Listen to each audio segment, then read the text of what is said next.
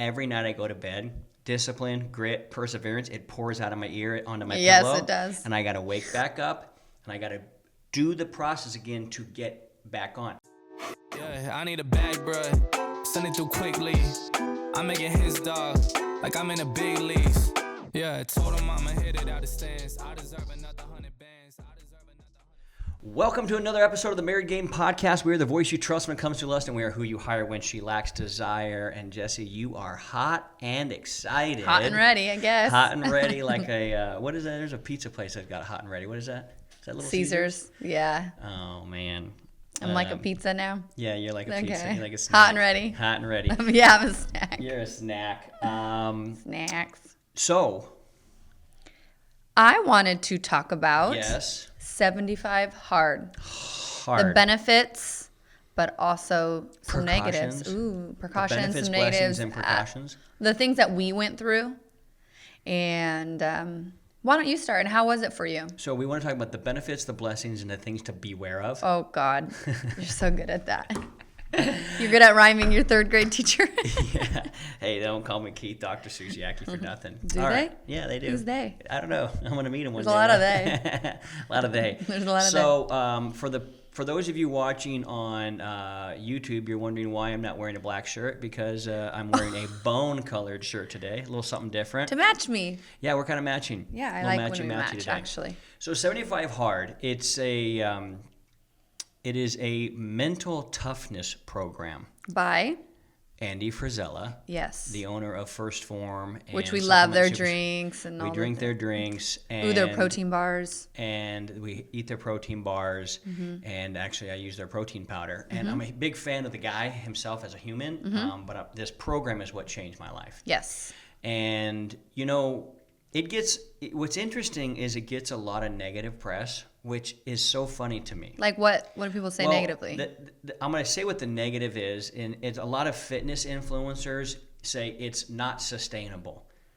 Not forever. Well, but this is the thing, is Andy's like, no shit. Yeah. There's a purpose for 75 Hard. Exactly. The purpose of 75 Hard, well, actually even in the mainstream news, said it was too hard for regular people to do.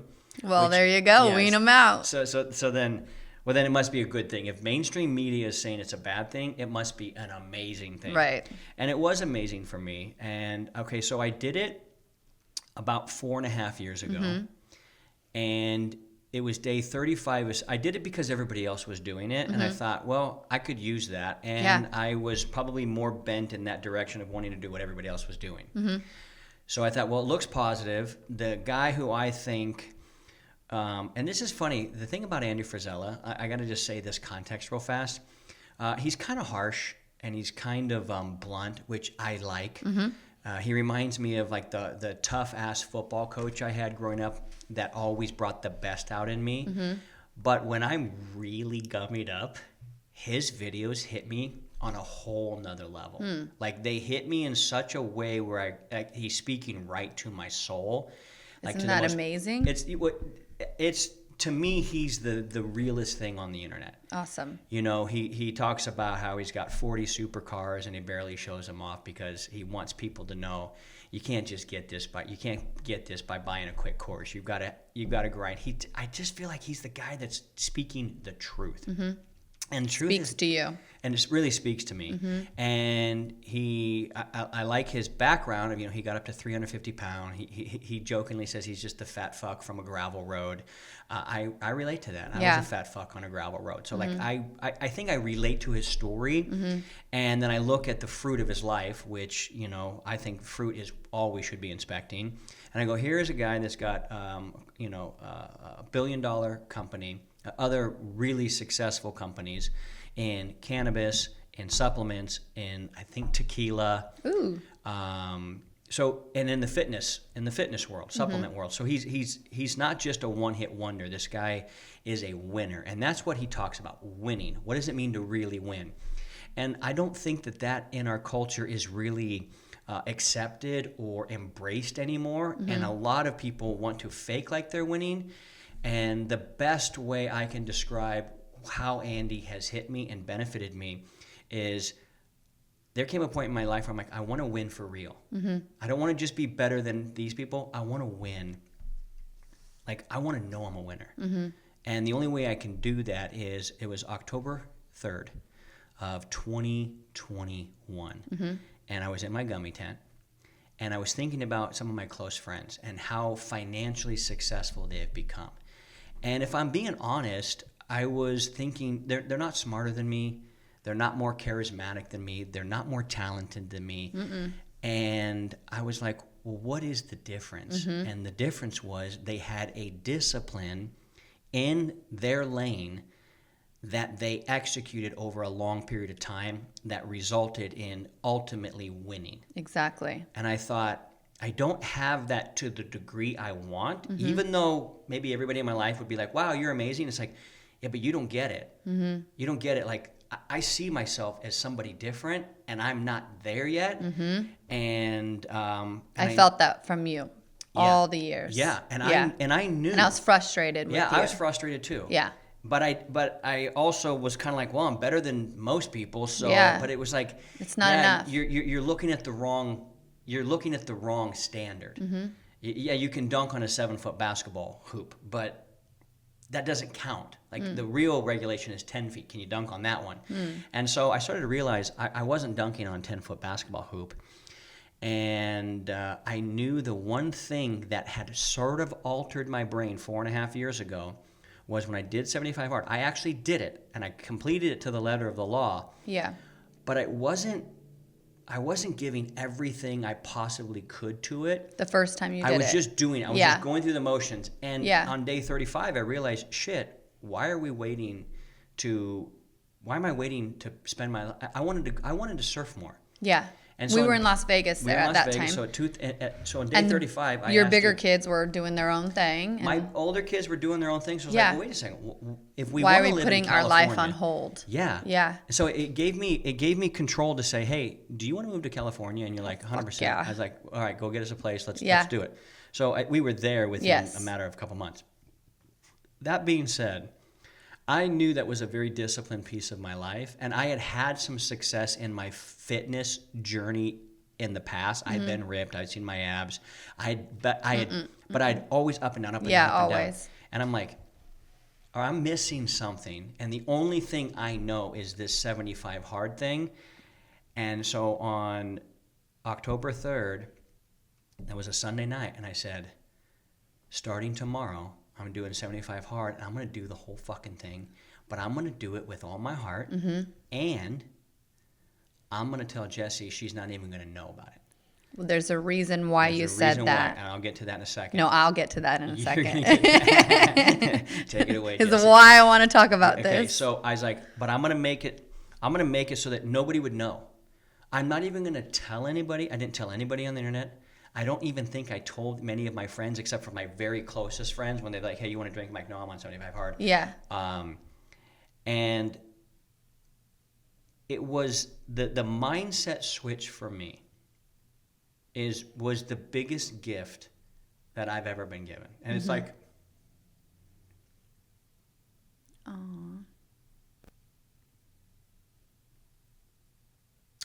it was like the first time I decided I was going to go all in on me. Fuck everybody. It's where I lost. It's where I truly lost my care for the opinion of anybody else. Like, genuinely, it's like, I don't give a fuck what anybody says. And if any of my best friends don't like me, they can go eat a fucking dick. I'm going all on me. And it's when I felt like I became like a professional athlete. When I was like, oh, you don't understand. I got the Super Bowl coming up. I can't be bothered with that. And so it like ultimately gave me control of my life again. And it made me realize if I went all in on Keith Yackey, the guy that would emerge after this, he'll shock himself. And that's why I'm so proud of it. That's why I get choked up, because I'm like, the most proud thing in my life was completing the entire year. And some people who may have discipline may not understand that, but I've never met anybody who's actually completed it that didn't have the exact same response and have kind of a visceral response like I'm having. Like they're like, no, you don't understand. How I see myself and how I see the world is so completely different. And you notice because you know me and you knew me before. And that's why that date was so boring. Like, oh, dude, 10/4, 2021 is the day Keith Yackey went all in on himself, and I lost all care, concern for everybody else. And what happened was I noticed, and I was traveling. We were doing stand-up comedy at the time. Yeah. We were doing so many things, and I'm like, it made me, the blessing of all of it is it gave me control over my schedule. And I'm like, oh shit, I got a 6 o'clock flight. That means I got to get up at 3:30 to do my first workout, to do this. Blah, blah, Yep. blah, blah, blah. And I was like, but when you take that much ownership over your own life, it's the only way to actually lose care for the opinion of others, because you realize nobody else's life actually fucking matters until you take care of yourself. So many things. Now, I want you to talk about the bewares, because I can talk about the blessings for another 17 hours, and I want to talk about one more story that was so, for me, was like, wow. Like, my respect for you went through the roof, because I know your whole past, obviously, with you and I, but it was when we had the yacht party in San Diego, and I'm having drinks, I'm having a good time, right? And you didn't drink, and you stayed on eating and everything, and we came back, and I think it was like 12, and you had to do your 45-minute workout, and you already did your walk outside, and we were inside the hotel room, and we had some friends over hanging out, chit-chatting, and you were like squatting, push-ups, and you still did it. It was 11:45 at night. Yeah. I remember. It was actually 11:37 because And I'm laying on the couch or the bed, you're on the bed, eating pizza. Our friends on the bed. We're giggling, and you're talking to us as you're like squatting. I was doing squats. I was like, wow. And I was like, oh, like there's no way. That's okay. So that mentality was, I said I was going to do this. Mm-hmm. Nobody else's opinion, agenda, idea, concern, nothing fucking matters about me accomplishing this. You didn't even complain at all. You were excited about it. Pumped. Yeah. It's why I don't complain.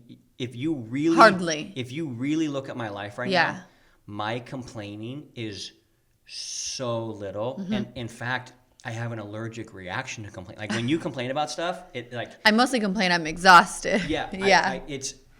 It caused me to lack a little empathy for some people, if I'm being honest. Nailed it. I nailed it. You know why? Because all I hear is weakness. Yeah. And I just go, oh,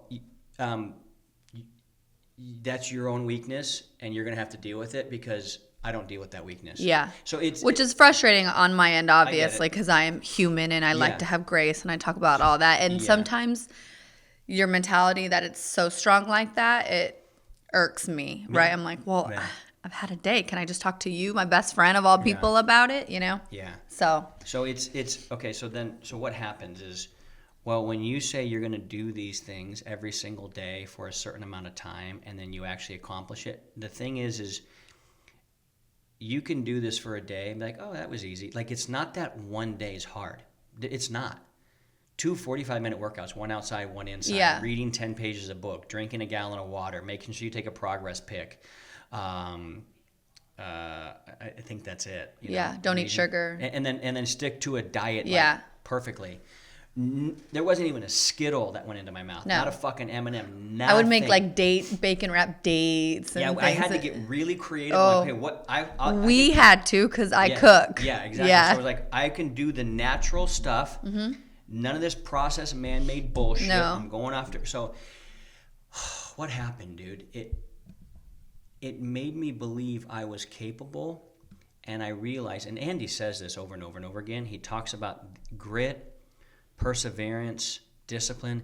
These are all skills that are radically perishable. Literally, I came up with the phrase from my own mind that every night I go to bed. Discipline, grit, perseverance, it pours out of my ear onto my pillow. Yes, it does. And I got to wake back up, and I got to do the process again to get back on. Mm-hmm. I didn't understand that. I didn't know that. I didn't realize. I thought it was just that people were born that way. Yeah. So you were saying it was like easy. It's easy during the week. It's easy during when there's no holiday or birthdays or things like that. But when things arise or a date night, we're like, ooh, that would be so fun for you and I to eat something or have a drink or whatever, and you didn't. And it was just like, I'll still go on the date and I'll still have a good time, but I'm not drinking alcohol and I'm not eating the shit food. Yeah.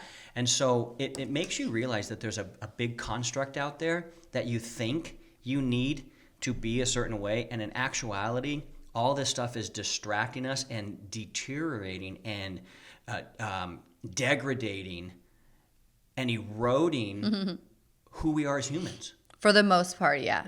There's not for the most part. It's 100% true.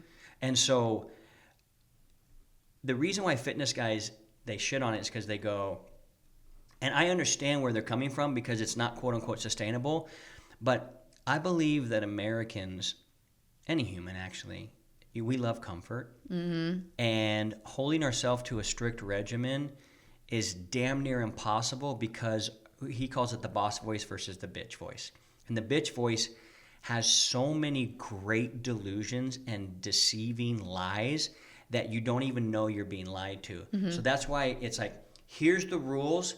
You don't get to break these for 75 days. No matter what your brain says, you don't break these. And so if you set in and lock in your brain, I'm doing this, and you are going to have to fucking kill me to not do this. And I experienced that. That very thought in my brain. I did the first 75 days. I then took a few days off because we went up to Big Bear and enjoyed. And I did this through the holidays. Yep. And I was going to not do it for the holidays because, it's the holidays. And I was like, that's why you need to do it. Yeah. The holidays, what the fuck do holidays matter? That's somebody else making something important. You can still show up and be present and have fun and be awesome. You don't fucking need to eat junk food, or you don't need that. You can do. So at any rate, I picked to do it the hardest time possible. My birthday, Thanksgiving. I think I was off right before Christmas, so I got to enjoy Christmas. But once you do 75 hard, you're like, whatever. It's like, I'm not looking for more reasons to be average. I'm looking for more reasons to shed this average mentality. So day 12 into the next phase, which is 30 days, I hurt my back. I went and lifted with Jesse, and we're doing deadlifts, and I hurt my back. I could barely walk. And I'm like, well, I'm not starting over. This is what my brain said. My brain said, oh, that's okay. You have a really long grass patch on the side of your house. You can walk on your hand. You can crawl on your hands and knees back and forth for 48 hours or 45 minutes and still get your outdoor workout in.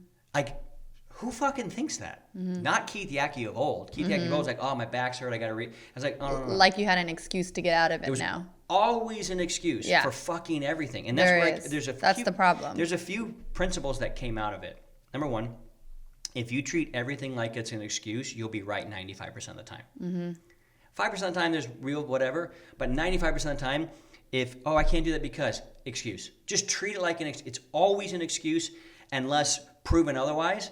Just believe it's an excuse, you'll win. The second thing, this is what really taught me this, and it's actually why I'm 100% confident why men listen to me and women, and they feel my energy instantly. It's this one principle, and it's so stupid and it's so simple, is do what you say you're going to do when you say you're going to do it without fault.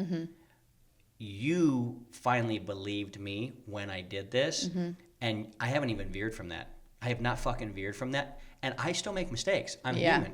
Sure. But so the other day, let's talk about the benefits of this, right? So so these are some things you learn, and they're traits that every human being goes, I want those, but we think that they need to be given to us by somebody else. The truth is, no. You have everything within you to do this. It's just you've been lied to that you can't do this. Because you know me, man. I can be as chubby as the day is long. Oh, yeah. I can be as lazy as anybody else. And so here's what happened is you get this mentality of I'm going to do what I say I'm going to do when I say I'm going to do it without fault. You develop a reputation with your own brain, but you develop a reputation with those around you. So like 2 weeks ago, I'm going to my favorite taco spot, and you go, hey, can you get me like a pork chop and a salad and whatever? I'm like, no problem. And I fully intended to get it for you. Yeah, you sounded excited to bring me food, like, actually. Because I cooked for you. You're like, let me bring you something. I was pumped. Right. I get there, I order my tacos, and I'm in my mind about something. I pay out, and I leave, and I come home. You guys are pumped. Like, you're in bed. We like, were you guys so are watching excited shows, for the like, food. Like, I was the Uber Eats guy showing up. Oh, yeah. And I looked at you guys. As soon as I walked in, I'm like, Oh shit. I was so sad. I'm so sorry. But you guys, I think Jovi said like, oh, that's not like Dada. Yeah. And my reputation with you guys was like, oh, that's so not like Keith. And I said, I'll go back. I promise I'll go back. I was like, but you're like, nah. no problem. We'll Yeah. order something else. Yeah. But there wasn't some big fight. There wasn't like, you always do this. It was like, Keith, you never do this. Because I remember that happening a long time ago, and I was extra mad. Yeah. Because that would happen. You're like, selfish dick. I'm like, of course. Does. Yeah, of you course. forget about me again. You can't fucking rely on you. Yeah. And so, this is also where the phrase came, when the trust goes up, the lust goes up. Mm-hmm.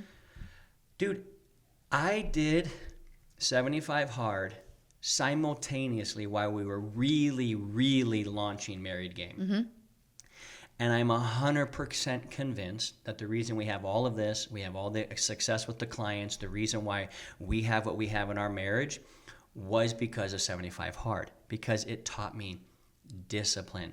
And ultimately, let's do what you say you can do when you say you can do it without fault. No excuses. Zero modifications. Zero fucking customizations. Zero negotiation. It's just, no, we said we were doing this.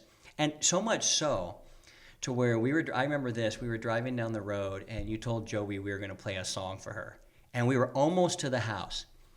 And you're like, and she goes, oh, were you going to play that song? You're like, nah, it's getting kind of like, I go, you told her. Yeah. You were going to play that song for her. I was like, all right. And you're like, I did say that. Yeah. I'm like, like it's that trust. It is. Is eroded or built upon by those very small decisions. Mm-hmm. So. Yeah, I don't know if we'd be together because your every time you didn't work out, I'm like, ugh, gross. Like, it grosses me out, or you're lazy. Because you know what I can slide into. I know. And so if you hadn't had fully changed those ways where I was like, ugh, gross. Yeah. I don't know if we would have lasted. I don't think, there's no way we could have. I know, right? How can you be with somebody that's full of shit? Yeah. And I was the one who's like, I like to work out. I can gain or lose weight pretty easily too, but like I pretty much stay on. I'm pretty right here. Yeah. And so like I'm like cooking the meals, doing the workouts. Like I'm busy as a mom and things. And well, when you have a routine, you don't deviate from it. I don't. And I like it. It's a good routine. Works for me. Honestly, because that's the way you are, it actually led me to believe even more that some people just have it or don't have it. Mm-hmm. Because you're so disciplined. Like when you say you're gonna do something, you fucking do it. I pretty much do it. I feel like I have a hand in you're teaching not you that. Yeah, no, you're not perfect. Nobody's perfect. No. But and that's unfair actually to say if someone's perfect, because I'm not. Well, no, neither am I. Yeah, exactly. But I know that I can trust you that if you say you're gonna do your word, you're gonna do it. Mm-hmm. So here was some minor things. I'm 100% confident the reason why I'm a leader and the leader I am today is because of 75 Hard. Yes. There's like, there was no other path for me. There is other paths, but for me, I had to see a guy that was 350 pounds get into really good shape, but it wasn't that I wanted his body. I wanted what he had in the terms of this guy is a winner. I grew up being a winner. Like everything I do, I fucking win until I stopped winning. And I was like, what the fuck is going on? Because you've won your whole life. Like you're really smart. You're athletic. Anything you do and you've never done, you're pretty damn good at it. It's crazy. Yeah. Because you have that skill, you've never had to have worked at something so hard. Yeah. Where it tears you down and you go all in. Exactly. Yeah. So you've always kind of like skated by in life, and you've done well. I've skated by on my talent, my charisma, and my good looks. Mm-hmm. That's it. Yeah. And have been better than 99% of all people. Yeah. But I know. Yep. I knew that I didn't want to be a part of the 1%. I want to be part of the 1% of the 1%. Mm-hmm. And it's why I get so passionate about it. And even like all my friends, like literally all of them make fun of me for 75 Hard because they have discipline in their own way and they have ripped bodies in their own way and they're rich in their own way. So they have it, like you said. They found it another way. Yeah. But for me, this is how I found it. It's why I have the box up there. It's why anybody who talks about it, even if I don't get mad at my friends for the knocking, I do. In my head, I immediately go cancel, delete, cancel, delete, Yeah. cancel, delete. Good. But that's because this is my religion. Exactly. You know what I mean? Yeah. 75 hard is my religion. But when I talk about it, people go, "Oh fuck, I want that." You converted someone last weekend, and the Yeah. next day he goes, "I'm doing it." Yeah, he's on. He's like, "I'm doing texted it." me, he's on. Yeah. And the reason why I think it's a little scary for people because they feel like, what am I going to have to give up? What am I missing out on? And that I get FOMO. yeah, and that is the biggest lie. Yeah. That's the lie. That's the hardest one to be like, Because what are you going to gain? yeah, until you've gained it. And once you It's like they're taste it, you scared go, to level up. People Yeah. are. And then they're like, oh my God, what was I scared about? what I learned, yeah, This is way better. you're 100% right. I know. What I learned, and this is why my alter ego is Alan. Allin. Mm-hmm. Alan. And even Jovi, when I go, oh, I'm going to go do this, she goes, you mean Alan? I go, yeah, Alan. Because now, dude, like, Jovi, if somebody shows up late to pick her up. Oh, she wrote on the whiteboard in our garage because we write little notes to each other, all of us. Yeah. And she was like, keep your word because her friend's dad was late. It was late. Yeah. And She's she like, goes, how do people do that? Ugh. yeah, but so like the fact that she's learning that at 8 years old, the other thing that happens. Nine in a couple days. 9 in a couple days. Yeah. The other thing that happens is your BS detector is through the roof. Yeah. Like, I literally can hardly be around fucking anyone. I know it. And it's even now. Like, even though I'm not on 75 hard now, my lifestyle maps it almost perfectly. Yeah. It's I still do a workout. I still get 45 minutes of walking in every single day. I still I eat really clean for the most part. I still, if I have a calorie number, I hit it and I don't fuck around with it. And it almost to the point where if I break my word to myself, it feels like high treason. Like, Yeah. like as if I were to lie to you. I can't remember the last time I've ever lied to you. Right. Like, I can't remember the last time I've lied to anybody because it feels like, oh, that's the shittiest thing you could ever do. Yeah. Is to lie to somebody. Unless, for no other reason, lying's the suckiest thing on planet Earth. Yeah.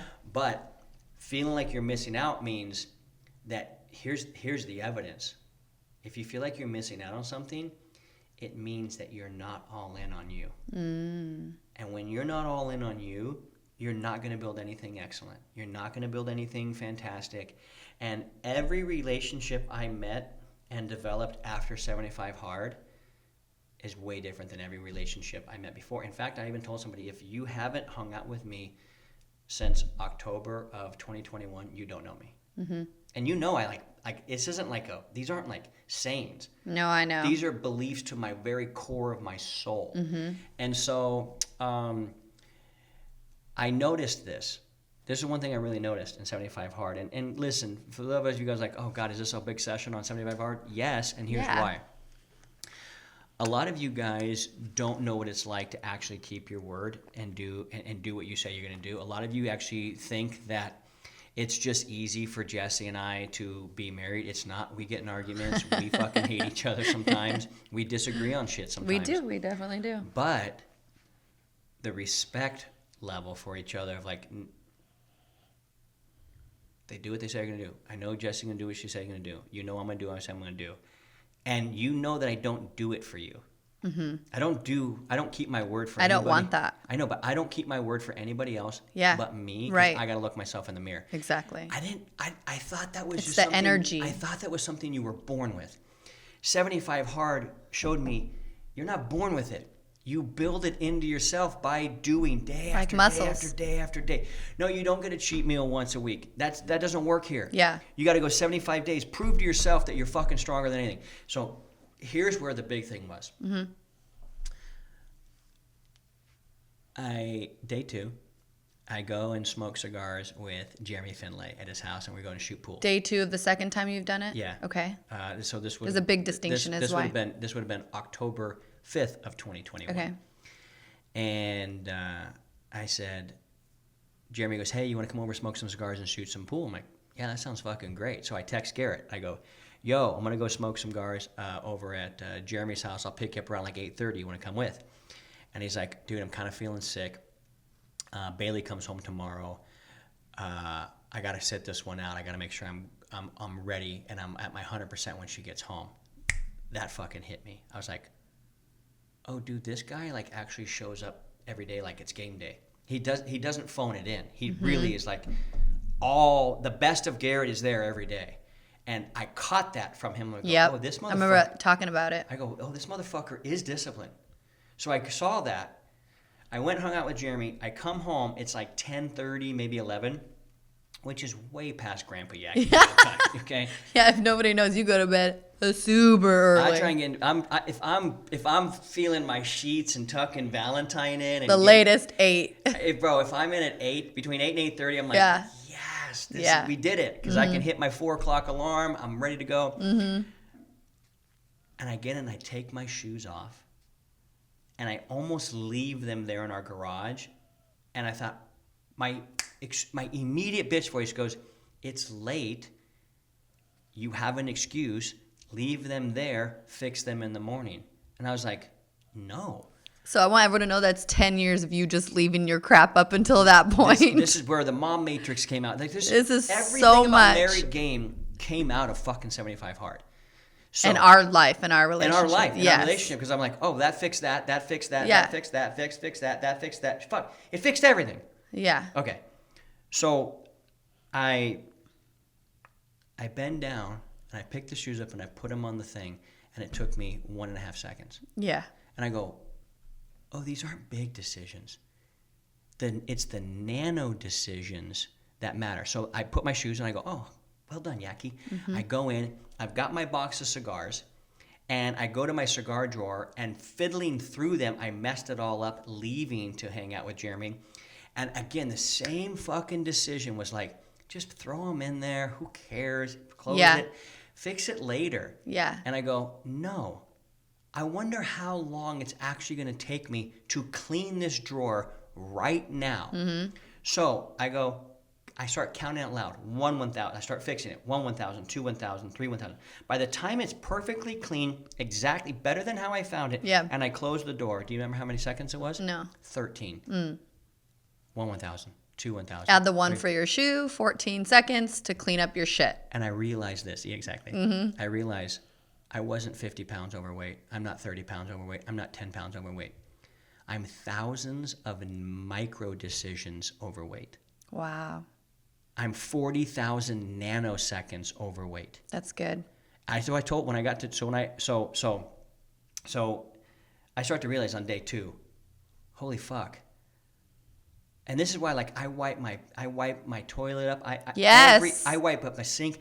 You won't find where I've been. You won't know. It's so very rare to know now. unless our little drawer that I always happen to leave open. It's the I don't drawer. know why I do that. But I laugh at it now because you do all the other things, right? It's not like thousands of those little Yeah. things or your crumbs. Or I used to take a picture and send it to you, you know. Well, now I laugh at the drawer. I'm like, you love to leave that drawer open, don't you? I guess. Yeah. But so that's the other thing. So then what happened was I realized that I was making very small decisions that create discipline, not very big ones. That was a big aha for me, because I'm like, the difference between winning and losing is actually a micro decision, not a macro decision. It was very micro. Tons of them. Tons of them. And I realized that bitch voice and boss voice are always right in your head, like the angel and the devil. Yeah. So then All the time. all the time. All the time. So then what we decided to do was, I go, you know what? I'm going to start running every Saturday morning with my buddy Sarge. And we call it baptizing our bitch voice. And what it was a weekly reset for us to go on this run. We're not runners. No. So anybody who like runs would be like, bro, you ran 3.5 miles in hills. Like, whoa, what no. do you fucking do? But for us, we're not runners. You're like puking. It was hard. It was the hardest shit ever. Yeah. But our rule was you can slow down, but you cannot stop. And getting to that gate every time felt like I fucking ran a marathon. And to a runner, they're like, this is hilarious. Garrett, runner. I He's know, like, but that big old thing running it's Yeah, difficult. yeah. Yeah. big old fucking rhinoceros. Yeah. Running through the fucking Serengeti. Exactly. And then we would add cold plunges to it. So we've been doing these cold plunges for about 2 years. And every morning I see some naked men out in the hot tub. yeah, exactly. My hot tub Every and ice Saturday. bath. Woo. Yeah, and so that created that. Jovi saw me doing these cold plunges for 5 minutes during one of the phases, and I would do these cold plunges and cold showers, and she would look at me and go, why are you doing that, Dad? Dada? And I said, because Yakis do hard things. That's one of our mantras. Yakis do hard things. And so by the time I got done with it, she goes, well, hanging out there for 5 minutes, it's easy for you now. And you said Yakis do hard things. So like, what are you going to do to make it harder? And I said, and this was not even a part of 75 Hard. It was after that I finished and completed that thing. I go, you know what I'm going to do? And was just between her and I. And I said, for the next 30 days, I'm going to tread water in our deep end. And the water by that point was like 48 degrees. Yeah, so anybody who's thinking like, this is like an ice bath, cold. Yeah. In the middle of the winter, and people don't understand that on the coastal regions, it can get really cold. It's in the 40s. It's cold. Yeah.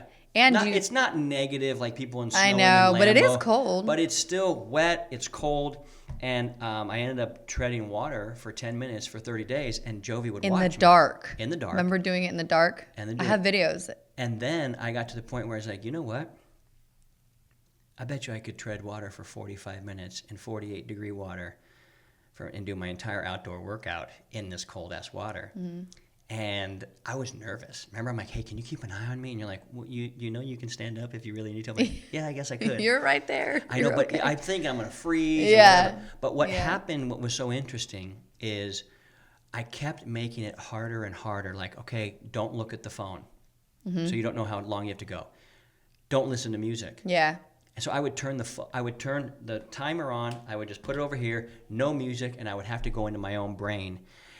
And you get in this mentality, and it's so hard to explain to somebody who's never been there, but it is the greatest place that you can experience in a mental spot in your brain on human that I've ever experienced. And I understand why now people surf big waves, climb big mountains, because there's this thing, and I genuinely thought I was at health risk for being in that water for that long. I now know that I wasn't, but when you don't know that and you think you are, you think you are. It's scary. And so you get in your brain when you're treading water for 45 minutes, you have no idea how long the time has gone. You have no idea how long it's been there. You have no clue of anything. And your mind goes in this one spot, and it's the most beautiful spot. And it's, I don't care if I'm doing this for 45 minutes, 4 hours, or 4 days.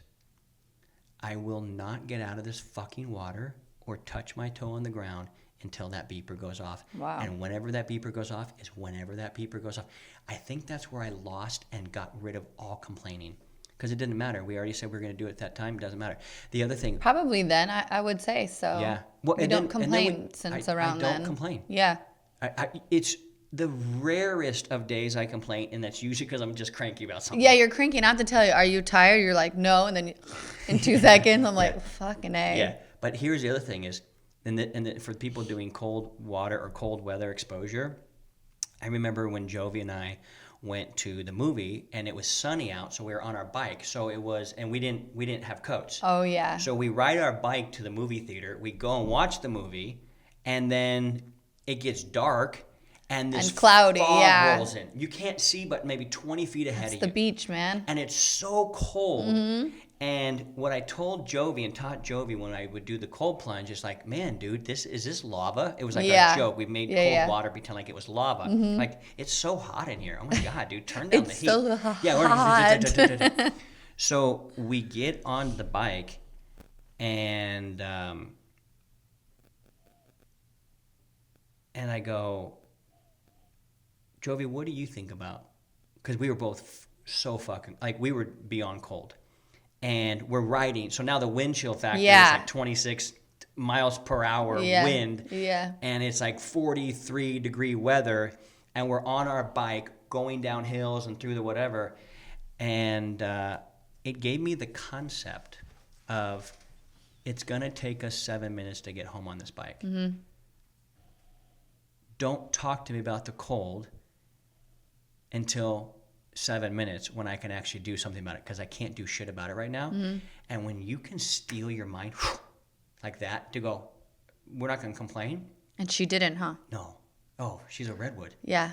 And that's where the redwood. So the easy thing, well, you could have called me and be like, come pick us up. It's too cold outside. Yeah. Well, like, you just, I will be home in and be a 7 little bitch. Exactly. So when you live this way, and this is how I've lived, even off of 75 hard, I do all the cold plunges, I do all the things for one reason. I know that my tendency is to be the biggest bitch on planet Earth. For real. I grew up in comfort. Yeah, I played a lot of sports, and yeah, theirs was tough, and blah blah blah. But it was nothing like submitting yourself voluntarily to something that you knew was radically uncomfortable for an extended period of time. Mm-hmm. And there would be times where, like, if we go out and work out in the 40-degree weather and it's raining, I would try and choose when it was going to be the worst weather to do my outdoor workout. Yeah, and go walk in it. Or walk, or sometimes I would do stuff out in the cold water, or out in the cold, and I would just be like, you click the timer for 45 minutes, you step into that environment, and you switch your brain to go, nothing matters for the next 45 minutes, but trying to get my brain to consider itself thriving in a situation where most human beings are just trying to survive. So I can't speak highly enough about the 75 Hard program and teaching men not to be little bitches. So obviously, what should they beware of? I'm so thankful for it, obviously, because our life is drastically better. You're drastically better. I don't look at you in disgust half the time. Yeah. You know, I'm like, no, he's a good man. Like, he's doing all the things. Yeah. But the first time you did 75 Hard, and Jovi was, what, 3 or 4? Tiny, yeah. And that's still a lot of work. We still had your big kids coming in and out of the house. When you decided to do it, boy, did I feel I picked up all your slack. Yeah. Which you already didn't have a lot of slack in that, you know what I mean? Mm-hmm. I'm the mom, I do the kid things. So that was really difficult for me because we'd wake up, you'd be gone. You'd come home from work or be done with your calls or whatever. You're like, okay, I'm going to go do my walk outside, and it's during dinner time or it's during the time with Jovi. You were absent most of the time. Mm-hmm. So, and I know I've talked to a lot of other wives about this, that their husbands have done 75 and they're like, ugh, they have this yuck taste in their mouth about it. And I said, I exactly felt the same way you did. Mm-hmm. It's because we're picking up all your slack. Yep. The second time you decided to do it, I was like, triggered all the way. I was like, no, please no. Yeah. And you said, I'm not going to let you know I'm on it, basically. You're not going to feel I'm on it. Yeah. And that was 100% the case. Well, 99% the case. Yeah. Well, how you did feel it, though, was I would say this. Hey, if I hadn't done my second workout, I'm like, oh, I was fully present, Dad, and then I go, I'll do it after you guys go to bed. And I did that. Yeah, you did do that. But there were some nights where you're like, we're not really doing anything. Yeah, we're just watching. Why don't you just go knock it out? That's the only time you felt it, right? I think so. Because I was very conscious of the fact that, like, hold on, I want to make sure you can really be able to say, like, it matters to me when I'm doing this that you can be like, I don't even know this motherfucker's doing it. Yeah. Except I got in great shape. Well, I know that the wives too feel like I got to cook for this guy now. Yeah. Like I have to make a separate meal, or I have to count all your macros that situation. Yeah. And the second time I didn't really know it. You ate eggs and you counted I said, here, you count it. I'm not doing it. Yeah. And you did, but the first time was really difficult in that way too, cooking all the food or making the desserts or fun things because you don't cook. Yeah. In our relationship. Yeah. Mm-hmm. So. Or going out to eat or all the things. I'm glad we talked about this. I was kind of like, do they really want to hear about 75 Hard? It's a big thing. But if they're listening to our advice about marriage, well, I'm gonna say something that's coming to me right now, and I know it's true. So my business coach said, you don't have a business problem. You have a personal problem showing up in your business. You don't have a marriage problem. You have a personal problem showing up in your marriage. Mm-hmm. And that's exactly what it was. So it's a personal problem showing up in your whole life. It affects your whole life. It's because it's you. You're the fucking problem. Exactly. And if you're the problem, that means you're the solution. And that's what we talk about all the time. Hard was the tool and for even for me, like I do things that are like 75 hard. Like I have my own little redwood thing and like redwood regimen that I'll slip and I go for 30 days. I'm going to do this.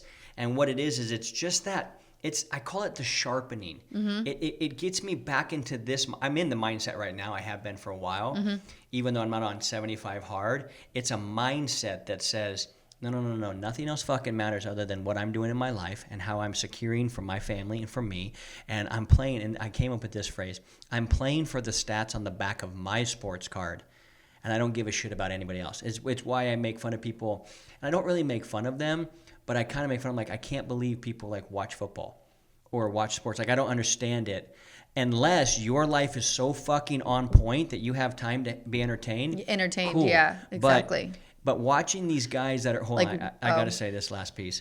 These guys that are 30, 40, 80 pounds overweight, wearing another man's name on their back and rooting for them. It's like, bro, you're so fucking out of touch with reality of how fat, broke, and fucking useless you are in our society.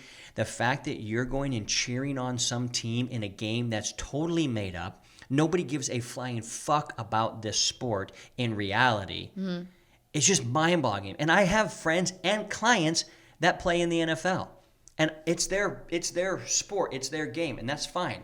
But to watch normal human being get carried away with this is fucking, it's just, I just go, you're so out of touch with, no wonder your wife doesn't want to fuck you. That's how I'd look at you before. You're know. Like, I only watched 2 games today. I'm like, 2 games? That's 8 hours minimum. I only watched 2 games today. I'm like, whoa.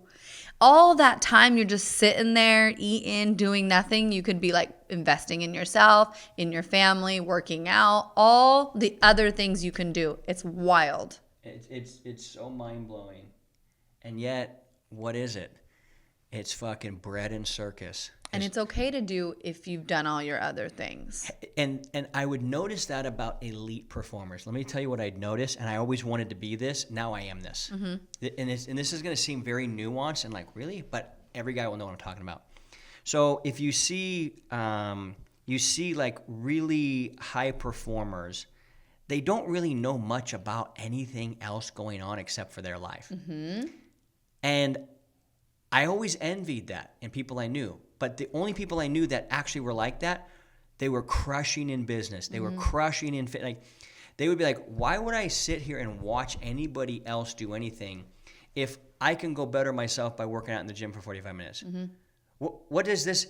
But the pull to be entertained and lazy is so strong because we've been conditioned.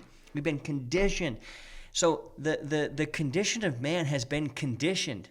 The condition of man is he's been conditioned to be a fucking loser.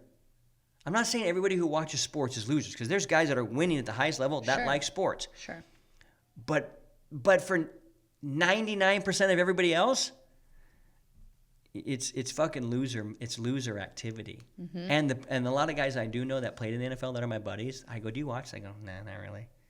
Nah, I just, eh. So I hope we convinced men to step up and be men. Yeah. And if you needed something like a program like that to do that, to stick to it, to keep your word, then we've convinced them.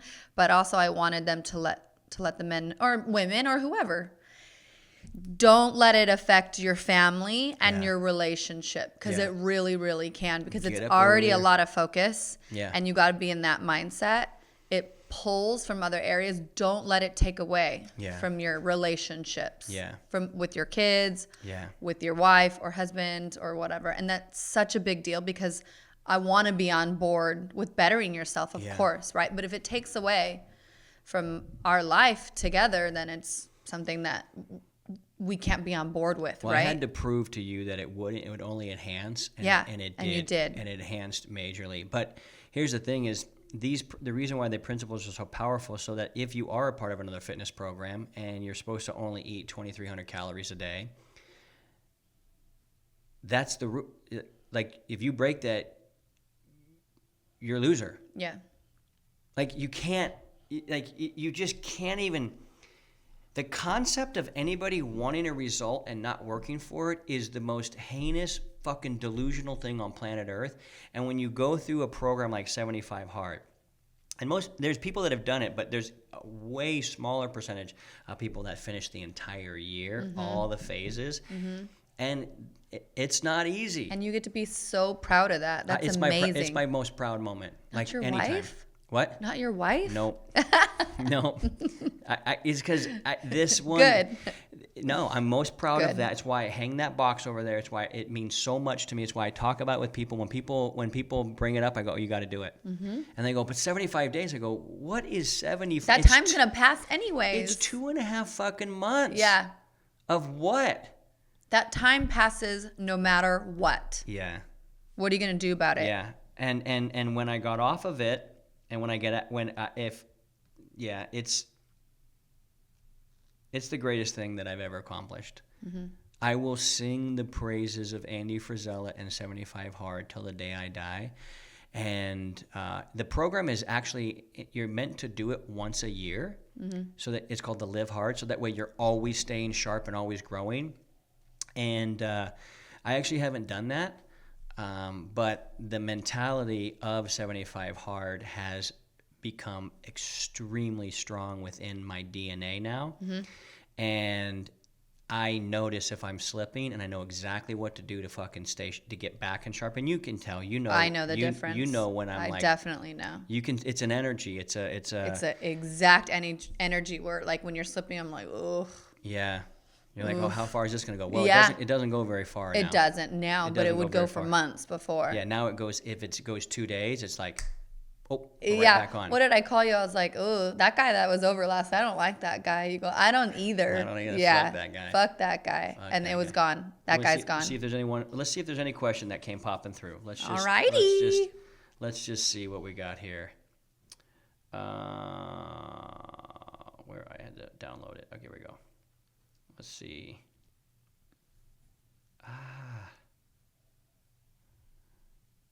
Let's go for it. Nothing.